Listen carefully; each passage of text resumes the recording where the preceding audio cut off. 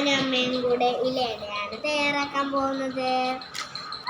ഈ പലഹാരം ഉണ്ടാക്കുന്ന രീതിയൊക്കെ പറഞ്ഞു കൂടെ അത് കാണിച്ചു തരികയും ചെയ്തു. അതിനാവശ്യമായ സാധനങ്ങൾ ഞങ്ങൾ എടുത്തിട്ടുള്ളത് വാഴയില, വെളിച്ചെണ്ണ, അരിപ്പൊടി, വെള്ളം, ഉപ്പ്, തേങ്ങ, ഏലക്കായ, ശർക്കര.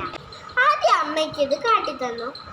വെള്ളം കൂടി പോവാതെ മാവ് കുഴച്ചെടുക്കുക. എന്നിട്ട് നമ്മുടെ കുഴച്ചു വെച്ച മാവ് പരത്തുക. എണ്ണ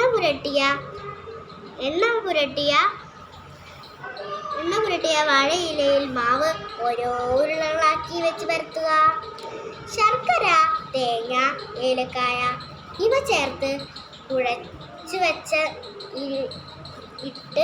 കുഴച്ചു വെച്ചതിട്ട് നമ്മൾ ഇല മടക്കി ചുട്ടെടുക്കുകയോ ആവിയിൽ വേവിക്കുകയോ ചെയ്യാം. അമ്മ ഗ്യാസ് കത്തിച്ച് ഞങ്ങൾ ഇലയട ചുട്ടെടുത്തു.